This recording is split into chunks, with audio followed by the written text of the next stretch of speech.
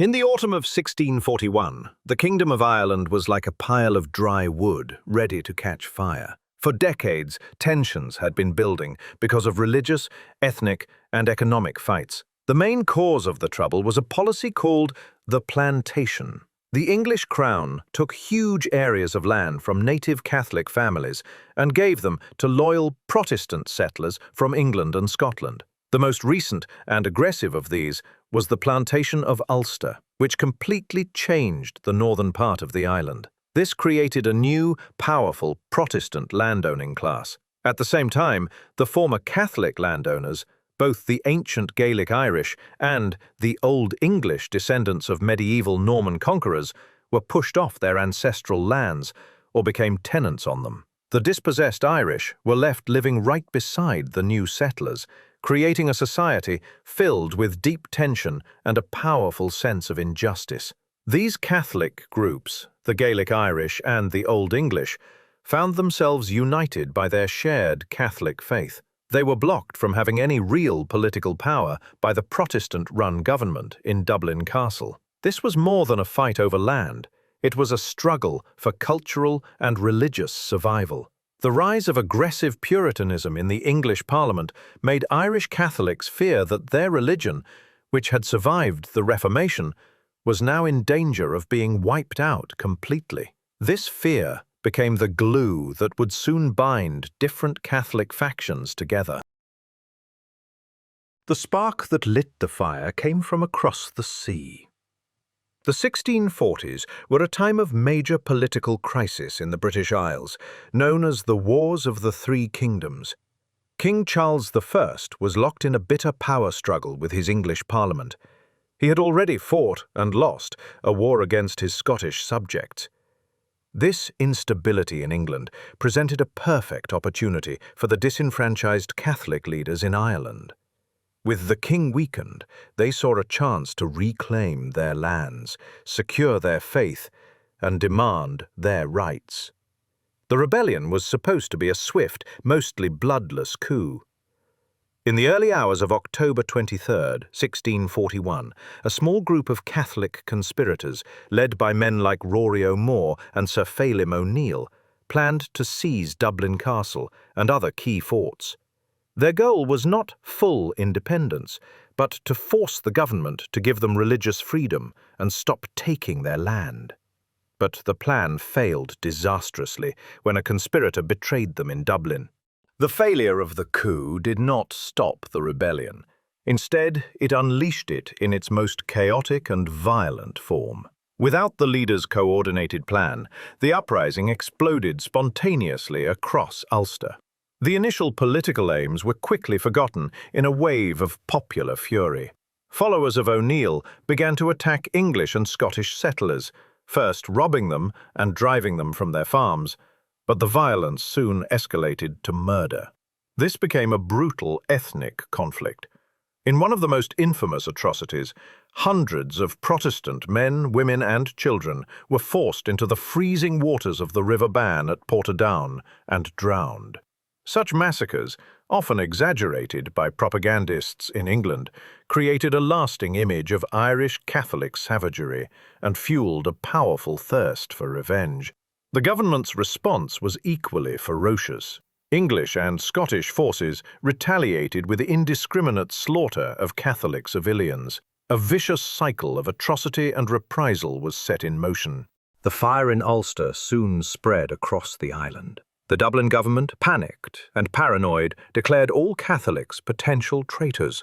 This was a catastrophic miscalculation. It pushed many of the old English gentry of Leinster and Munster, who had been reluctant to join a Gaelic-led uprising, into the arms of the rebels.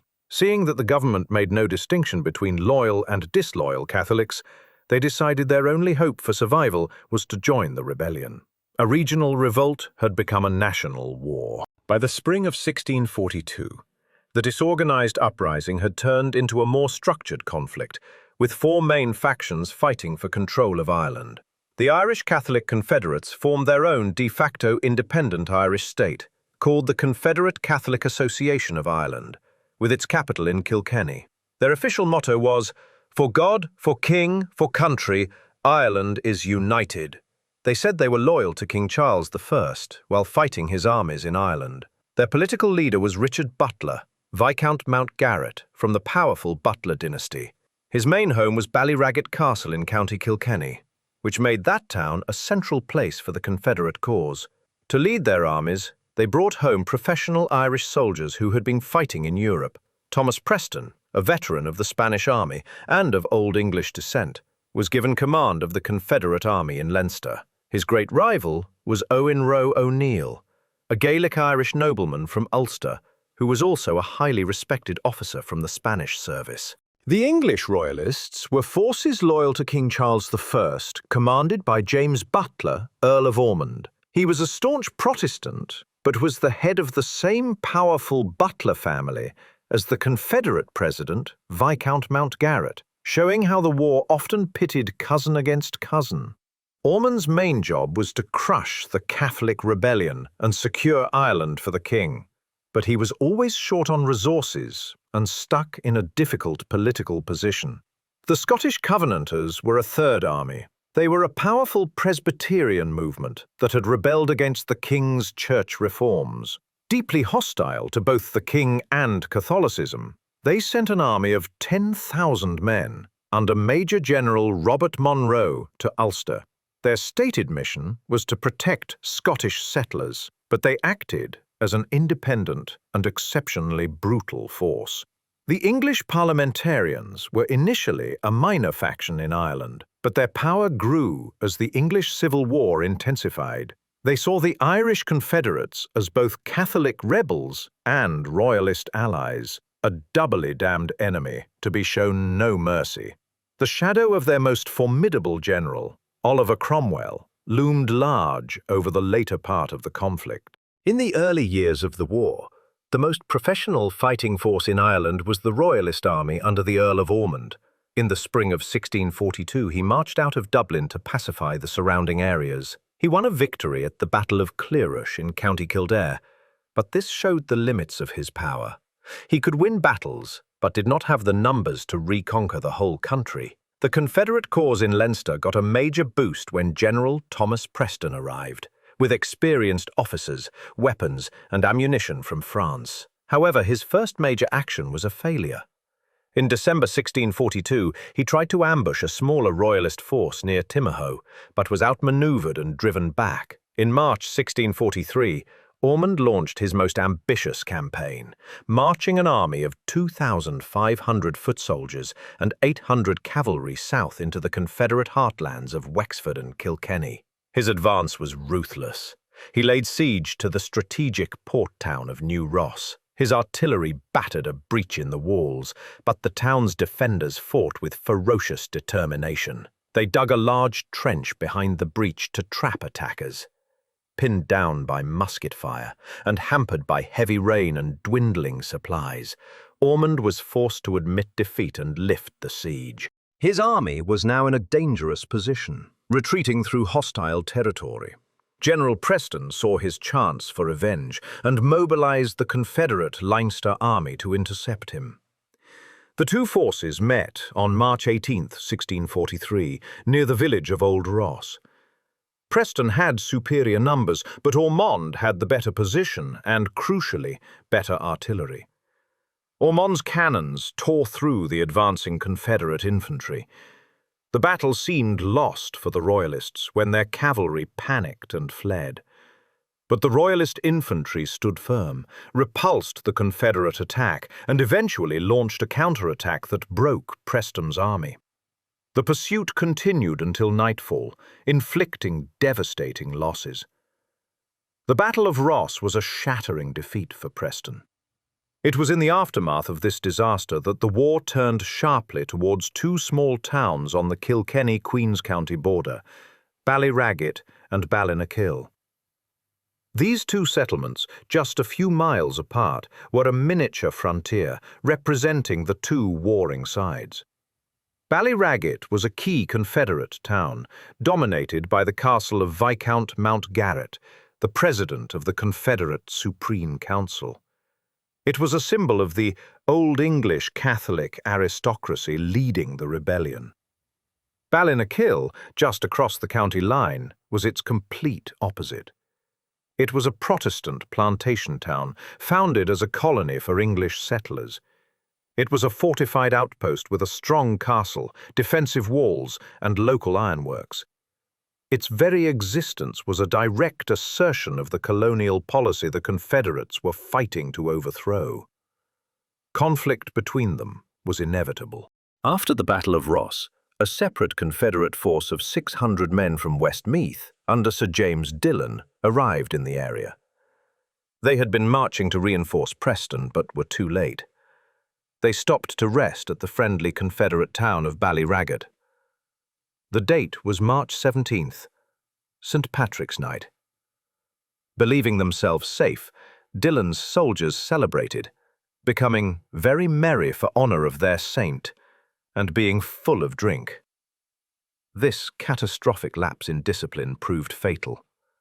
The Protestant garrison at Ballinakill saw their opportunity. Under cover of darkness, they launched a surprise attack on the celebrating and intoxicated Confederates. The result was a slaughter.